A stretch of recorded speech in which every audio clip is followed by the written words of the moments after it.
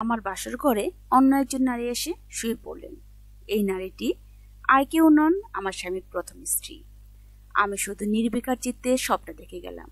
যথেষ্ট চেষ্টা করলাম নিজেকে নিয়ন্ত্রণ করার। আমার বাসর ঘরে শুয়ে ওই মহিলা আমার দিকে তাকিয়ে বিকট হেসে বললেন, এটা আমার ঘর, তুই যাকে বিয়ে করেছিস সেও আমার, তোর কোনো অধিকার নেই, কোনো অধিকার না। আমি শুধু হালকা একটা নিঃশ্বাস নিলাম। আগে থেকে এমন পরিস্থিতিতে পড়ার জন্য প্রস্তুত ছিলাম। অপেক্ষা করতে লাগলাম আমার স্বামী নামক মানুষটার জন্য। বেশিক্ষণ অপেক্ষা করতে হলো না। কিছুক্ষণের মধ্যেই গম্ভীর মুখে ঘরে প্রবেশ করলেন আকাশ মির্জা, যিনি সম্পর্কে আমার স্বামী। আকাশ ঘরে আসতেই আমি তার দিকে নির্লিপ্ত দৃষ্টিতে তাকালাম। নরম অথচ দৃঢ় কণ্ঠে বললাম, এই মহিলা এখানে কি করছেন? আমি তো আপনাকে এই শর্তে বিয়ে করেছিলাম যেন যেদিন আমার সাথে আপনার বিয়ে হবে সেদিন আপনি এই আপদটাকে বিদায় করবেন। তাহলে কেন করলেন না এমন? আকাশ তাকালেন তার প্রথম স্ত্রীর দিকে, বেশ করুণার চোখেই তাকালেন। যে দৃষ্টি দেখে আমার হাসি পেল। আসলে কি এই মানুষটার মনে বিন্দুমাত্র করুণা রয়েছে? যদি থাকতো তাহলে শুধুমাত্র সন্তান হচ্ছে না জন্য কেন নিজের প্রিয়তমা স্ত্রীকে ছেড়ে অন্য একটা বিয়ে করে নিলেন অনায়াসে? আমার অবশ্য এসব চিন্তা করার কোনো মাথা ব্যথা নেই। শহরের বিখ্যাত মির্জা পরিবারের বউ হয়েছি, এতে আমি খুশি। বাকি কার সাথে ন্যায় হলো কার সাথে অন্যায় হলো সেই নিয়ে আমার বিশেষ কিছু যায় আসে না। আকাশ মির্জা তার প্রথম স্ত্রী অনিতাকে আদেশ দিলেন, নিজের সব ব্যাগপত্র গুছিয়ে নিয়ে এখনই এই বাড়ি থেকে চলে যাও। আকাশ মির্জার কথা শুনে উন্মাদের মতো আচরণ করতে লাগলেন অনিতা। ফুল ছিঁড়ে সজ্জিত ভাসার ঘরটা একেবারে এলোমেলো করে দিলেন। সবকিছু এদিক ওদিক ছড়লেন।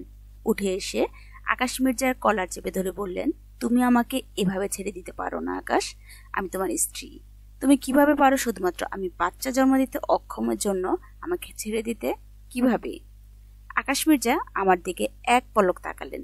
এরপরেই দ্রুত অনিতাকে ধাক্কা দিয়ে নিজের থেকে দূরে সরিয়ে দিয়ে বললেন, তোমার আমার মধ্যে সব সম্পর্ক শেষ। আমি ইতিমধ্যে তোমাকে মৌখিক তালাক দিয়ে দিয়েছি। ইসলাম মতে 3 তালাক দিলেই সম্পর্কের সমাপ্তি ঘটে। এখন শুধু কাগজে কলমে সম্পর্কটা শেষ হওয়া বাকি। অনিতা আকাশ মির্জার পায়ের কাছে বসে পড়লেন। অসংখ্য আকুতি মিনতি করলেন শুধুমাত্র নিজের সংসার বাঁচানোর জন্য। কিন্তু আকাশ মির্জার কোনো ভ্রুক্ষেপে দেখা গেল না। তিনি এবার বেশ গর্জে উঠে বললেন, এসব নাটক করা বন্ধ করো। হয় ভালোই ভালো বিদায় হও, আর নয়তো আমি সিকিউরিটি রেখে তোমাকে বাড়ি থেকে বের করতে বাধ্য হব। সহসা আকাশ মির্জার পায়ের কাছে থেকে উঠে দাঁড়ালেন অনিতা। তারপরে একটি অবিশ্বাস্য ঘটনা ঘটিয়ে ফেললেন। থুতু ছুড়ে দিলেন আকাশ মির্জার মুখে। ঘটনার আকস্মিকতায় আকাশ মির্জা কিছু বুঝে ওঠার আগেই তার মুখ ভর্তি হয়ে গেল অনিতার থুতু দিয়ে। আমার কাছে দৃশ্যটা বেশ মজাদার লাগলো। তবে একটু পরেই অনিতা আমার দিকে এসে আমার গালে চটিয়ে একটা চড় মারলেন। হতবিহ্বল হয়ে আমি রাগী দৃষ্টিতে তাকাতেই উনি আবার একটা চড় বসিয়ে দিলেন। এরপর আমাদের থেকে কিছুটা দূরে গিয়ে বললেন, তোমরা কখনোই সুখী হবে না, দেখে নিও। এক নারী চাপা আর্তনাদ কখনো বৃথা যাবে না। বলে তিনি কাঁদতে কাঁদতে বেরিয়ে গেলেন ঘর থেকে। আমি ওনার যাওয়ার দিকে তাকালাম। আকাশ মির্জা আমার কাছে এসে আলতো করে হাত বুলিয়ে দিলেন আমার গালে। তার প্রতিটা স্পর্শে কেঁপে উঠলাম আমি। উনি ঠিক সেই জায়গাতেই হাত বুলিয়ে দিলেন যেখানে অনিতা চড় মেরেছিল। উনি বেশ মায়ামাখা কণ্ঠে আমার উদ্দেশ্যে বললেন, তুমি একদম কষ্ট পেও না। আমার মুখে থুতু দেয় তোমাকে চড় মারার উপযুক্ত শাস্তি ওই অনিতা পাবেই। আমি শুধু ঝামেলা বাড়াতে চাই না জন্য কিছু বললাম না। আজ রাত তোমার জন্য চিরস্মরণীয় করে তোলার ব্যবস্থা করছি আমি। অনিতার চরকে যতটা খারাপ লাগছিল তার থেকে কয়েক গুণ ভালো লাগলো ওনার মুখে এমন মধুবর্ষী বয়ান শুনে। উনি আমাকে রেখে গেলেন দরজার শিক লাগিয়ে দিতে। এরপর পুনরায় ফিরে এলেন আমার কাছে। আমাকে আপাদমস্তক ভালো করে পরখ করে নিয়ে বললেন, তুমি যাও, এইসব ভারী গহনাকাটি খুলে সাধারণ কিছু পরে নাও। এসবের মনে হয় তুমি অভ্যস্ত নও। এখন অভ্যস্ত না হলেও ধীরে ধীরে ঠিকই অভ্যস্ত হয়ে যাব। মির্জা বাড়ির বউ হয়েছি বলে কথা, একটু তো এসবের সাথে মানিয়ে নিতে হবে। আচমকাই আকাশ মির্জা নিজের গভীর আলিঙ্গনে সিক্ত করলেন আমাকে। ওনার এই গভীর আলিঙ্গন আমার মনে ভালো লাগার বীজ বপন করলো। যদিও উনি আমার জীবনের প্রথম পুরুষ নন, এর আগেও আমি আরো অনেক পুরুষের সাথে ঘনিষ্ঠ হয়েছি, তবে ওনার স্পর্শে আলাদাই একটা মাদকার গন্ধ পেলাম। ওনার শরীর থেকে ভেসে আসা পুরুষালী গন্ধ আমাকে মাতাল করে তুলল। আমি ক্রমশ হারিয়ে যেতে লাগলাম ভিন্ন এক দুনিয়ায়। ক্রমশ ওনার স্পর্শ গভীর থেকে গভীরতর হতে লাগলো। আমাকে খাটে শুয়ে দিলেন উনি। আমার হৃদস্পন্দন দ্রুত বাড়তে লাগলো। উনি নিজের পরনের পাঞ্জাবিটা খুললেন, আমার গলার মধ্যে মুখ ডুবিয়ে দিলেন। ধীরে ধীরে তার স্পর্শ আরো গভীর হতে লাগলো। আমাদের মধ্যকার এই সম্পর্ক চূড়ায় উপনীত হতে যাবে এমন সময় হঠাৎ দরজা ধাক্কানোর আওয়াজ কানে এলো। আমাদের দুজনেরই অবস্থা এখন বেশ নাজুক, চরম উত্তেজিত হয়ে আছি দুজনেই।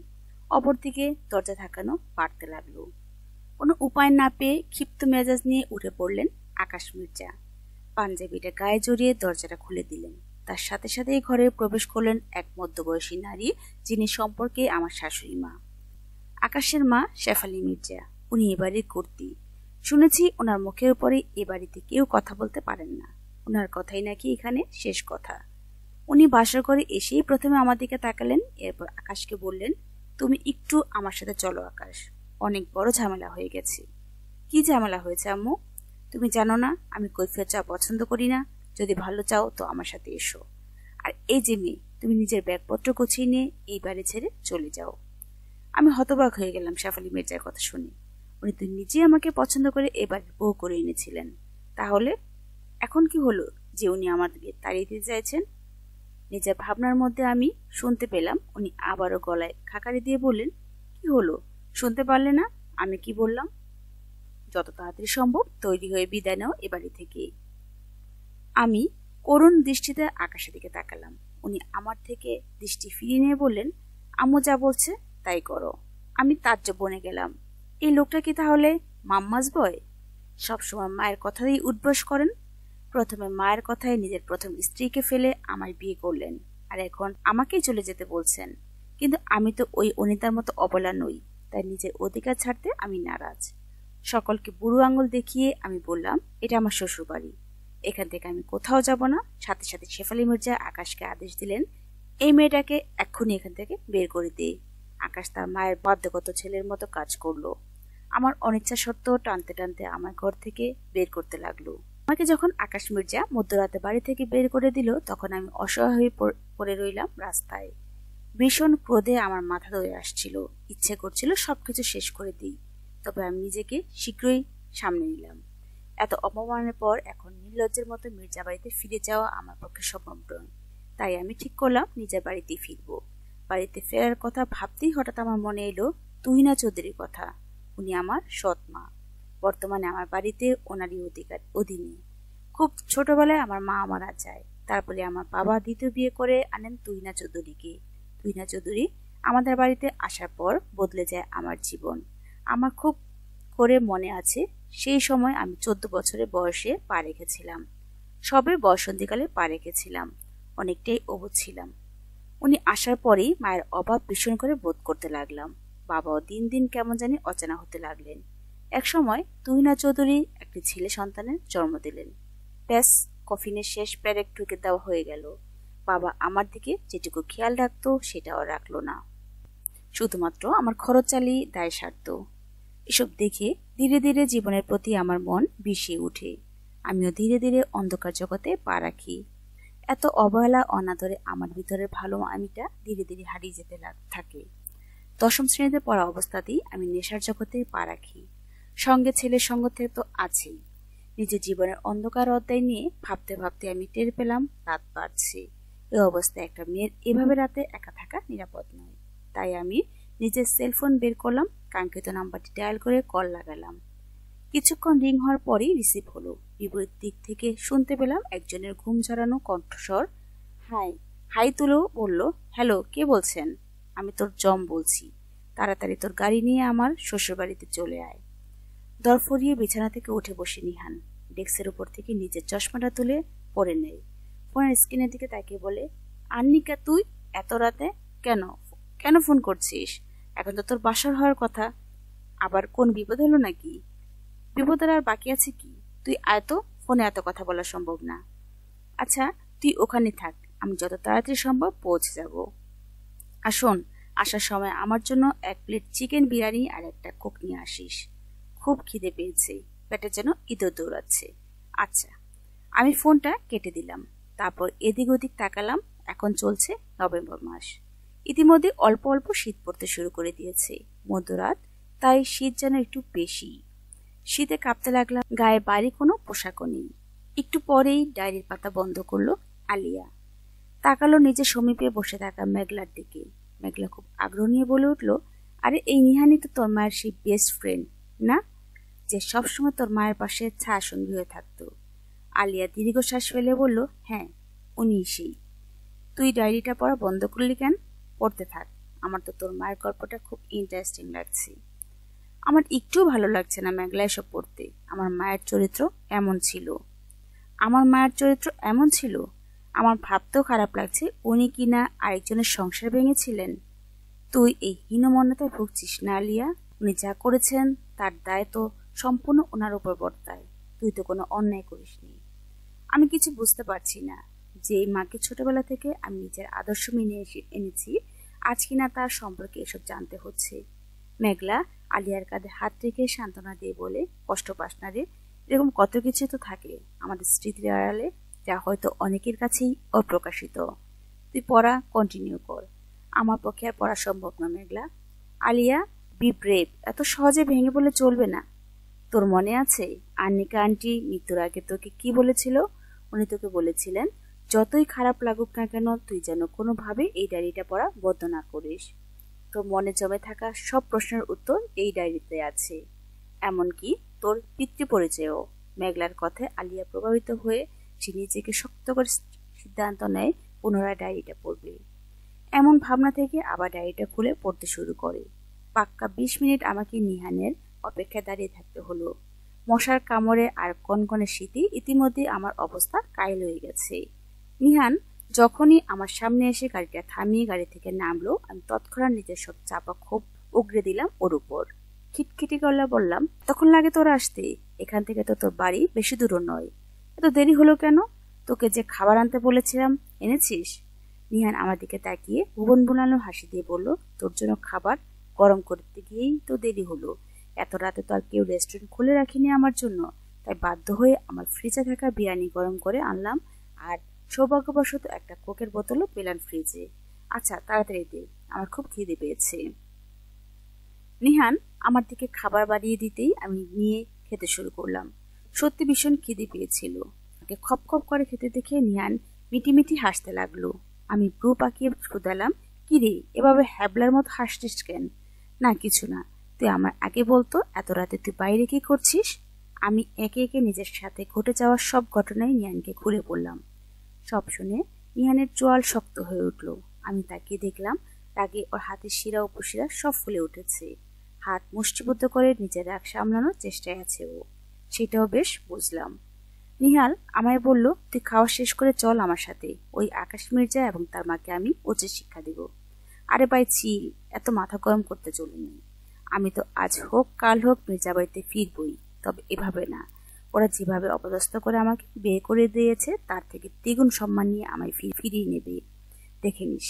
নিহান আর কিছু বলতে যাবে তার আগে আমি ইশারা করে ওকে থামিয়ে দিলাম। এরপর ওর গাড়িতে বসে পড়লাম। ওর নাম ধরে ডেকে বললাম, জলদি এসে ড্রাইভ কর, আমার খুব ঘুম পাচ্ছে। কোথায় যাবে এখন তুই? তোর বাড়িতে। কি? কেন, কোনো অসুবিধা আছে? না নেই। আমি মৃদু হাসলাম। জানতাম নিহান আমার মুখের উপর না বলতে পারবে না। সে স্কুল লাইফ থেকে আমরা একে অপরের বেস্ট ফ্রেন্ড। আমাদের সম্পর্ক এত মজবুত যে আমাদের দেখে কেউ কেউ ভাবতো যে আমরা রিলেশন করি, কিন্তু সত্যি বলতে আমার জীবনে নিহাই একমাত্র ছেলে যার সাথে আমি রিলেশনে যাইনি। ক্লাসের কোনো ছেলেই বাকি রাখিনি, কিন্তু নিহান সবসময় আমার বন্ধু হয়েছিল, একজন প্রকৃত বন্ধু যে সবসময় আমার পাশে থেকেছে। তাই তো আমি চোখ বন্ধ করে ওকে ভরসা করি। ও কিন্তু অনেক মেধাবী, সবসময় ক্লাসে টপার ছিল। ওর চোখে চশমা তো সেই টপারের পরিচয় বহন করছে। হাহা, বর্তমানে ও নিজের একটা বিজনেস ফার্ম করে তুলেছে। বেশ পরিশ্রমীও। নিজের বন্ধুর জন্য এত প্রশংসা করছি না, আসলেই ও বেস্ট। নিহানের বাড়িতে এসে ওর বিছানায় গায়ে এলিয়ে দিলাম আমি। নিহান আমার দিকে শান্তভাবে তাকালো, সামান্য রেগে বলল, আমার বিছানাটা এভাবে দখল করে নিলি? লোকে শুনলে কি বলবি, যে অন্যের বিয়ে করা বউ তার বাসর রাতের দিন আমার খাটে এসে শুয়ে পড়েছে? আমি হেসে বললাম, তো সবকিছুর উপরেই তো আমার একচ্ছত্র অধিকার আছে। আমরা সেই ছোটবেলার বন্ধু বলে কথা। আর রইল কথা বাসর ঘরের, সে তো আমাদের বাসর ঘরেরও আকাশে প্রাক্তন বউ এসে শুয়ে পড়েছিল। সত্যি নাকি? না হলে আর বলছি কি, বাদ দে, তোকে একটা মজার কথা বলি। বল। ওই মির্জা বাড়িতে একদিন থেকেই আমি ওখানকার সম্পর্কে অনেক গোপন তথ্য জানতে পেরেছি। কি জানতে পেরেছিস? আকাশ মির্জার বাবা আব্দুল মির্জাই তো বায়োলজিক্যাল ফাদার, তাই না? আমার কথাটা যে নিহালের পছন্দ হলো না সেটা তার মুখ ভঙ্গি দেখি বোঝা গেল। একটা রাগ লক্ষ্য করলাম ওর চেহারায়। আমি ওর রাগটাকে পাত্তা না দিয়ে বললাম, ওই মির্জা বাড়ির ইতিহাস সম্পর্কে আরো অনেক কথাই শুনেছি বাড়ির বহু আগের কাজের মেয়ে জরিনার থেকে। ওই মির্জা বাড়ির সব ছেলেদেরই কালো অতীত আছে, এক একটা নারী লোভী আর ভণ্ড। সমাজের সবাইকে নিজেদের ভালো চেহারা দেখায় আর ভিতরে ভিতরে। এসব কথা বাদ দে না। আমি তো এটাই বুঝতে পারছি না, তুই ওই ফ্যামিলিতে বিয়ে করতে গেলি কেন? তোর জন্য কি কোনো ভালো ছেলে ছিল না?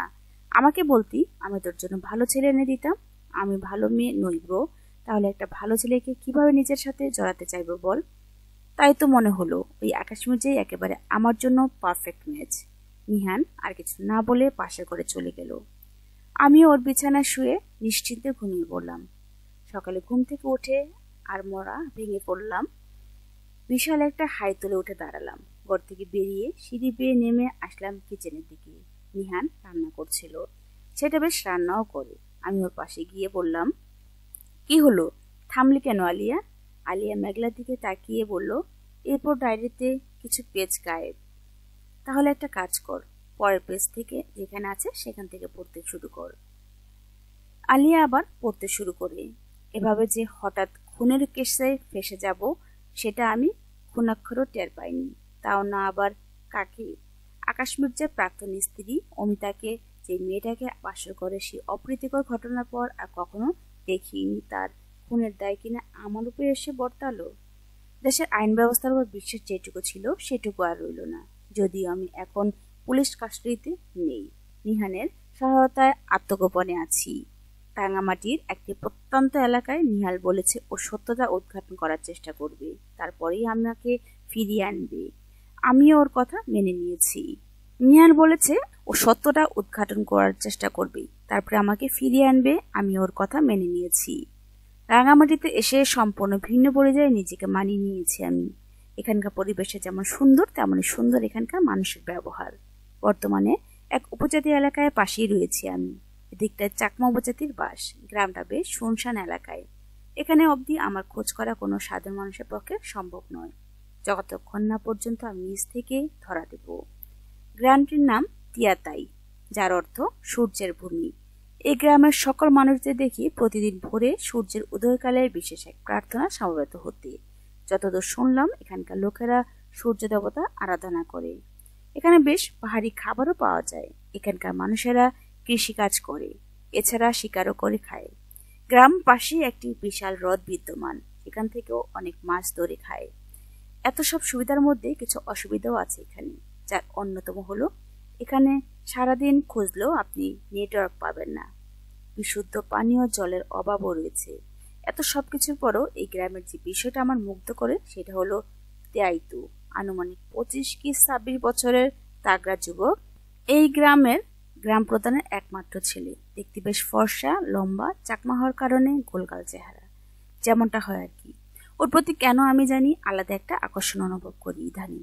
ছেলেটা আসলেই অনেক আকর্ষণীয়। ছেলেদের প্রতি এই আকর্ষণ যদিও নতুন কিছু না। প্রথমবার কোনো পুরুষের গভীর স্পর্শে মাতোয়ারা হওয়ার পর থেকেই পড়তে পড়তে ডায়েরিটাই ছুড়ে দিল আলিয়া। রাগে নিজের মাথায় চুল ছিঁড়তে ইচ্ছে করছে। মেঘলা এসে বসলো আলিয়ার পাশে, তাকে শান্ত করার চেষ্টা করলো।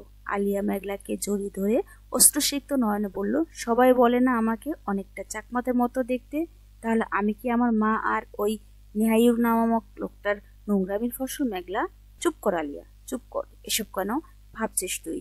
এমন তো নাও হতে পারে। আমি আর কিছু জানতে চাই না। আমার জানতে হবে না নিজের পিতৃ পরিচয়, কিন্তু আমার পক্ষে আর সেই ডায়েরি পড়া সম্ভব নয়। নিজের পূজনীয় মায়ের অতীতের এসব বৃষ্টি কাহিনী আমি আর জানতে চাই না। যতটুকু না হলে যতটুকু সম্ভব তার জন্য বাকি ছিল সেটাও না হয় আর আস্থা থাকবে না। মেঘলা ডায়েরিটা তুলে নিল। আইলিয়াকে শান্ত হবার আহ্বান জানিয়ে বলল, তোকে পড়তে হবে না, আমি তোকে বাকি কাহিনী পড়ে শোনাচ্ছি, তুই মনোযোগ দিয়ে শোন। রাঙামাটিতে এসেছি 1 মাস হলো। এর মধ্যে তিয়াইতুর সাথে কোনোদিন সেভাবে কথা হয়নি। একদিন আমি নিজে থেকেই আগ বাড়িয়ে পরিচয় করে দিলাম। ওর সাথে কথা বলে বেশ ভালোই লাগলো। ছেলেটা বেশ নম্র ভদ্র, আবার আবার এমন নম্র ভদ্র ছেলে পছন্দ নয়। ভালো ছেলেদের ঠিক হজম করতে পারি না। আমার পছন্দ ঠিক আমারই মতো কোনো প্লে বয় ছেলে। আমি যেমন প্লে গার্ল, তেমনই এক প্লে বয়ের সাথেই তো আমাকে মানায়, তাই না? দিনগুলো বেশ ভালোই যেতে লাগলো। ওই যে কথায় আছে না, সুখ হলো শৈবালের নীড়।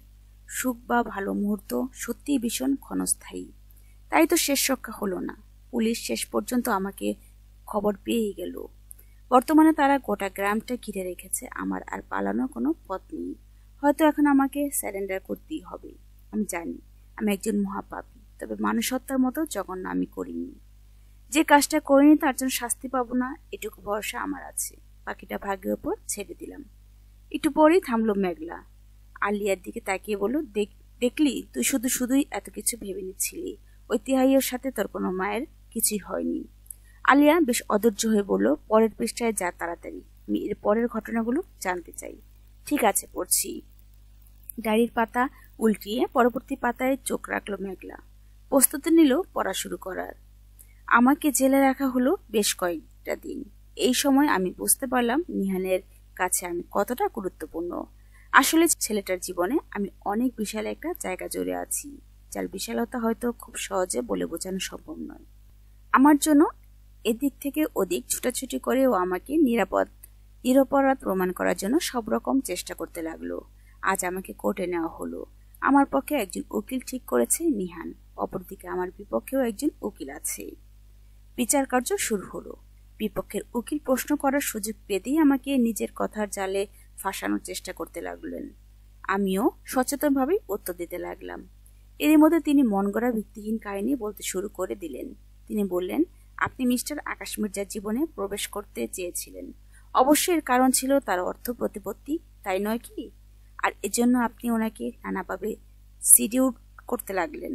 আপনার মতো একজন লাস্যময়ী নারীর থেকে ইঙ্গিত পেলে মহাপুরুষ বাদে কোনো ছেলে চুপ থাকতে পারবে না। আকাশ মির্জাও পারেনি। আপনার মতো চরিত্রহীন নারী যা পারেন তাই করলেন। নিজের শরীর বিলিয়ে ওনার কথা শুনে চিৎকার করে উঠল নিহান। উঠে দাঁড়িয়ে বলল, ওর নামে আর একটাও বাজে কথা বলবেন না। এখানে একটা কেসের বিচার কাজ চলছে, কারো ক্যারেক্টার নিয়ে নয়। বিচারক নিহানকে বসতে বললেন এবং বিপরীত পক্ষের উকিলকেও এমন কথা বলতে নিষেধ করলেন। তবু উনি দমলেন না, বলতে লাগলেন, আকাশ মির্জাকে শিডিউল করে বিয়ে করার পর অমিতা আপনার জীবনের সমস্যা হয়ে দেখা দেয়। তাই আপনি ওনাকে নিজের পথ থেকে সরিয়ে দেওয়ার সিদ্ধান্ত নেন। তাই তো রাতে যখন উনি ঘুমিয়ে যান তখন আপনি ওনাকে বালিশ চাপা দিয়ে হত্যা করেন। আমি বললাম, এসব সত্য নয়। অমিতাকে আমি মারিনি। কোনো অপরাধী নিজের অপরাধ নিজের মুখে স্বীকার করে নেয় না। তবে আমার কাছে প্রমাণ আছে যে খুন আপনি করেছেন। বলেই তিনি তার সহকর্মীকে ইশারা করেন। তার সহকর্মী একটি ফরেন্সিক রিপোর্ট এনে বিচারককে দেখান। তারপর আমার বিপরীত পক্ষের উকিল আলমগীর ইসলাম বলেন, এই ফরেন্সিক রিপোর্ট থেকে স্পষ্ট যে মিসেস অমিতাকে শ্বাসরুদ্ধ করে হত্যা করা হয়েছে।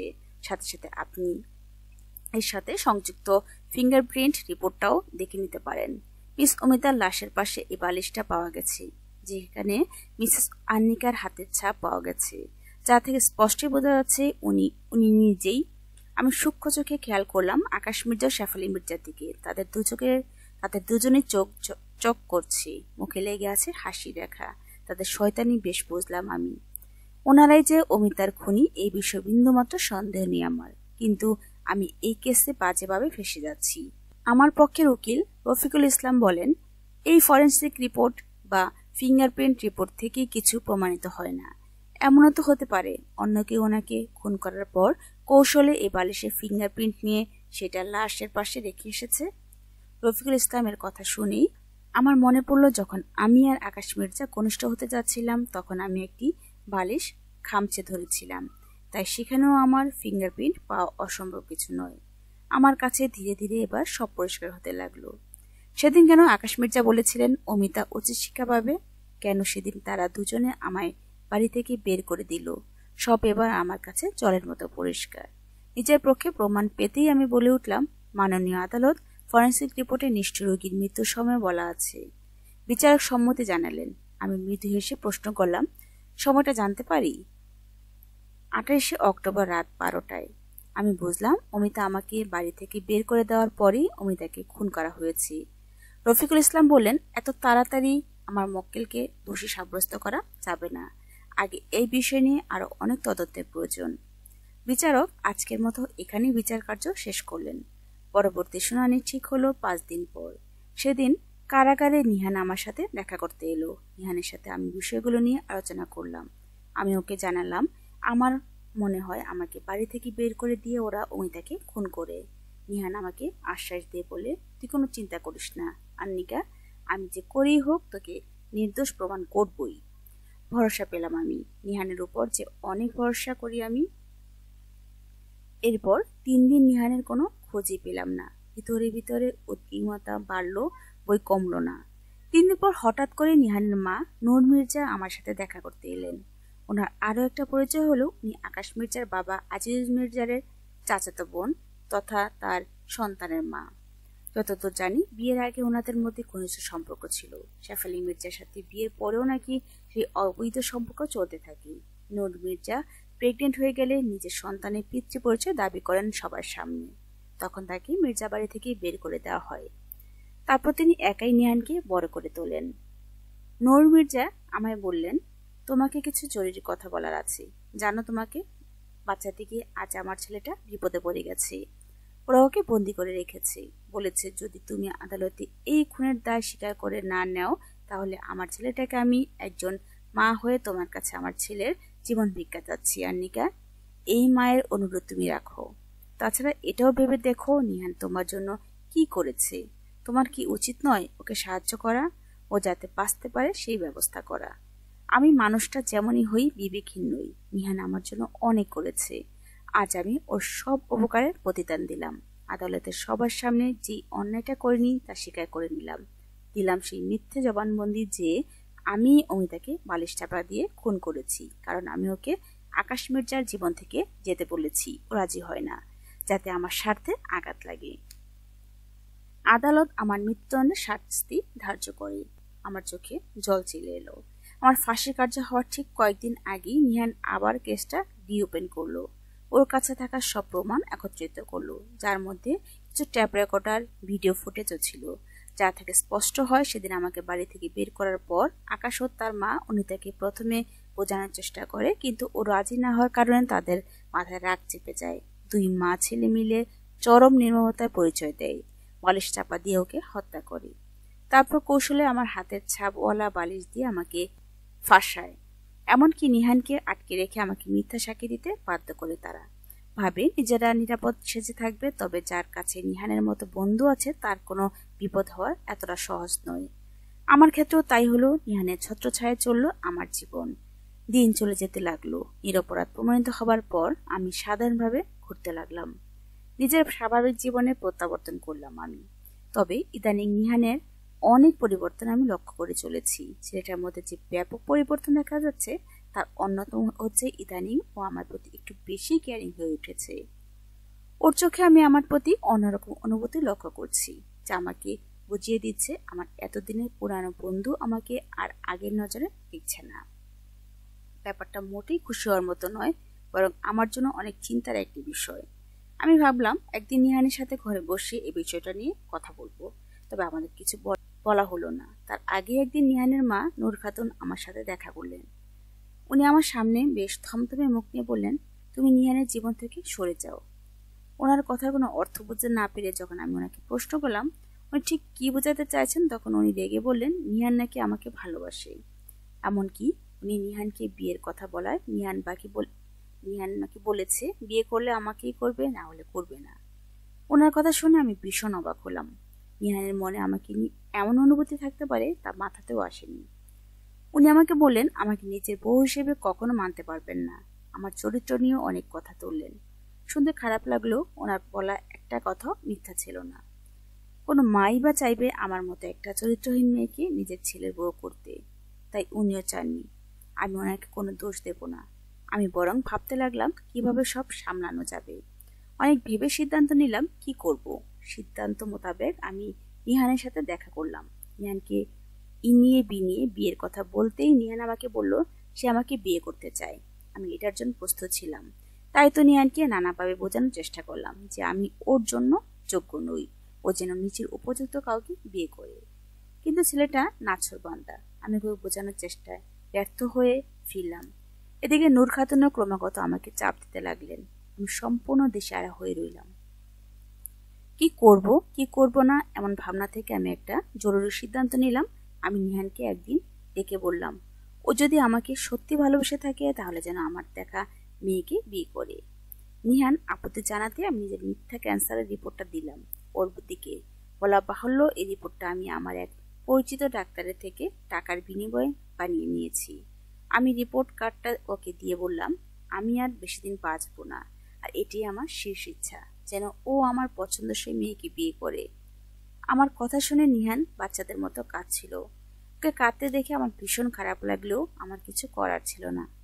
ওকে পাথর চেপে আমি ওর সামনে মিথ্যে অভিনয় করে যাচ্ছিলাম।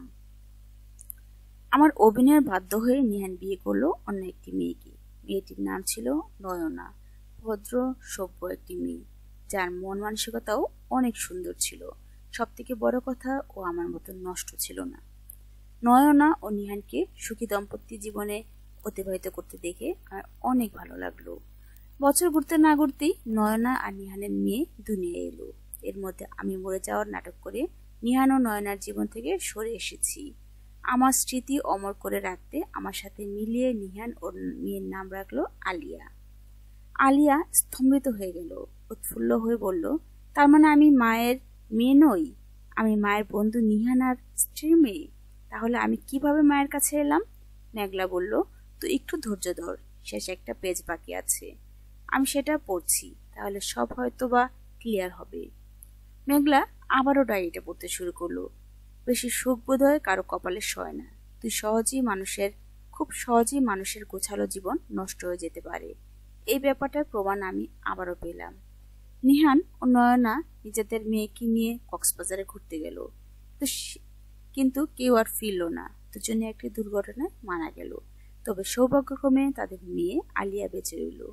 নূর খাতুন এই মেয়েটির দায়িত্ব নিতে চাইল না, তাকে অনাথ আশ্রমে দিতে চাইল। এটা শুনে আমি আর চুপ থাকতে পারলাম না। আমার জীবনে নিহানের অবদান ভোলার মতো নয়। ও ছিল জন্যই আমি আজ বেঁচে আছি। তাই আমি সেই মুহূর্তে সিদ্ধান্ত নিলাম নিহানের মেয়ের দায়িত্ব আমি নিব। আর তাই নিলাম। আলেকে দত্তক নিয়ে ওকে নিজের মেয়ের মতোই মানুষ করতে লাগলাম। নিজের মধ্যে অনেক পরিবর্তন আনলাম। জীবনে অনেক পাপ করলেও আমি এরপর একজন পরেজগার বান্দা হওয়ার চেষ্টা করলাম। পর্দা করলাম, ইসলাম মেনে চললাম। আলিয়াকে সেই শিক্ষায় শিক্ষিত করলাম। ওর কাছে আমি একজন আদর্শ মা। কিন্তু স্মৃতির আড়ালে লুকিয়ে থাকা এই কথাগুলো জেনেও কি ও আমায় আগের মতো সম্মান করবে? নিশ্চয়ই না। তবুও আমি চাই ও জানুক নিজের আসল পরিচয়। আমাকে ঘৃণা করার বিনিময় হলেও জানুক। আলিয়ার চোখ দিয়ে টুপটুপ করে পানি পড়তে লাগলো। সে হঠাৎ করে মেঘলাকে জড়িয়ে ধরে বলল, আমি মাকে ঘৃণা করি না, কখনো করতে পারবো না। ওই মানুষটা আমাকে এত সুন্দর জীবন দিয়েছে, তাকে আমি কিভাবে ঘৃণা করি? তবে হ্যাঁ, ওনার আগেই যে চরিত্র ছিল তার জন্য ওনাকে ক্ষমা করা সম্ভব নয়। কিন্তু আমি তো আমার জন্মের পর এক নতুন ওনাকে দেখেছি, যিনি সবসময় পর্দার মধ্যে থেকেছেন, 5 ওয়াক্ত নামাজ পড়েছেন, রোজারা জাকাত সব পালন করেছেন, মৃত্যুর আগে ওমরা হজও গেছেন, গরিব দুঃখীদের সাহায্য করেছেন। আমি সেই পরিবর্তনশীল মানুষটাকে কিভাবে ঘৃণা করব? বলে কাঁদতে লাগলো আলিয়া। পরিশিষ্ট আলিয়া কাঁদতে কাঁদতে ঘুমিয়ে পড়েছে। মেঘলা আলিয়াকে বিছানায় শুয়ে দিতে আন্নিকা রেখে যাওয়া চিঠিটা পড়তে বসেছে। মেঘলার এখনো মনে আছে আন্নিকার মৃত্যুর আগে তাকে আলাদা করে ডেকে এই চিঠিটা দিয়েছিল। আন্নিকার প্রতি মেঘলাও কম কৃতজ্ঞ নয়। সে তো একটা অনাথ আশ্রমে বেড়ে উঠেছে, যার বাবা মা কেউ নেই। আন্নিকা প্রতিদিন অনাথ আশ্রমে গিয়ে তার খোঁজ খবর নিত। আশ্রমে সবার জন্য ভালো মন্দ রান্না করে নিয়ে যেত। প্রতি ঈদে তাদের নতুন জামা দিত। সব কথা মনে পড়তে মেঘলার খারাপ লাগে। তার মনে পড়ে যায় আলিয়ার সাথে দেখা করার পূর্বে আন্নিকা তাকে ডেকে কি বলেছিল সেই কথা। আন্নিকা তাকে ডেকে বলেছিল, এটা আমার ডায়েরি, এখনকার থেকে কিছু পৃষ্ঠা ছিঁড়ে ফেলে তুই এই নতুন লেখাগুলো ফেভিকল দিয়ে আটকে দাও। মেঘলা তখন খুব প্রশ্ন না করে তাই করে। এই চিঠির মধ্যে ডায়েরির আসল লেখাগুলো আছে। মেঘলা এই আসল লেখাগুলো বের করে পড়তে থাকে। নয়নার সাথে নিহানের বিয়ের আগে সে জানতে পারলো আমার অভিনয়ের কথা। আমার যে ক্যান্সার হয়নি সেটা জিনও লেগে গেল আবার খুশিও হলো। ভীষণ জেদ করতে লাগলো আমায় বিয়ে করার জন্য। আকাশ মির্জার সাথে অনেক লড়াই করে আমার ডিভোর্সের ব্যবস্থাও করলো। আমি নিহানের এই তীব্র ভালোবাসা আর ফিরিয়ে দিতে পারিনি। ওর অযোগ্য জেনেও ওকে বিয়ে করেছি। তবে বিয়ের পর থেকে আমি নিজেকে বদলে নিয়েছি। এই বদলে নেওয়ার প্রতিকৃত ছিল নিহান নিজেই। ও আমাকে নিজের কৃত কাজের জন্য তওবা করে ইসলাম মানতে পরামর্শ দিল। আমিও তাই করলাম। ধীরে ধীরে ইসলামের পথে আসলাম। জীবনে শান্তি ফিরে পেলাম। বছর ঘুরতে না ঘুরতে আমি জানতে পারলাম আমি মা হতে চলেছি। ভীষণ খুশি হলাম। নিহালও অনেক খুশি ছিল আমাদের সন্তানের আগমনের কথা শুনে। এর মধ্যে একদিন হঠাৎ আমাদের জীবনে নতুন বিপর্যয় নেমে এলো। দুজনে মিলে হাসপাতালে গেলাম আমার চেক আপ করাতে। সেই হাসপাতাল হঠাৎ দুর্বৃত্ত হামলা চালালো। জিম্মি করলো অনেকই, তার মধ্যে আমিও নিহানও ছিলাম। আমি ভীষণ ভয় পেয়ে গেছিলাম, নিজের জন্য নয়, নিহান আর আমার অনাগত সন্তানের জন্য। অনেক বাকবিতণ্ডার পর পুলিশের সাথে চুক্তির মাধ্যমে ওরা কিছু জিম্মি করা মানুষকে মুক্তি দিতে সম্মত হয়। কিন্তু সমস্যা হয় এখানেই, তারা হয় আমাকে মুক্তি দিবে আর না হয় নিহানকে। আমি মনে প্রাণে চাইছিলাম নিহান মুক্তি পাক, কিন্তু তা আর হয়ে ওঠে না। নিহান আমার আর আমার সন্তানের জন্য নিজেকে স্যাক্রিফাইস করে দেয়। আমি সেদিন নিহানকে জড়িয়ে ধরে অনেক কান্না করি। সেটাই ছিল আমাদের শেষ দেখা। এরপর নিহানকে আমি দেখি নিথর দেহে। এটুকু লেখা পড়েই হাউমাউ করে কাঁদতে শুরু করে মেঘলা। সত্যিকারের ভালোবাসার পরিণতি কেন সবসময় এমন হয়? মেঘলার এখনো মনে পড়ে আন্নিকের কথা বলা শেষ কথা। তিনি বললেন, আসল সত্যটা যেন সবসময় স্মৃতির আড়ালে থাকে। আমি চাই না যে আমার মেয়ে জানুক সে এক দুশ্চরিত্রা মায়ের মেয়ে। গল্পটি আজকে এখানে শেষ হলো। আল্লাহ হাফেজ।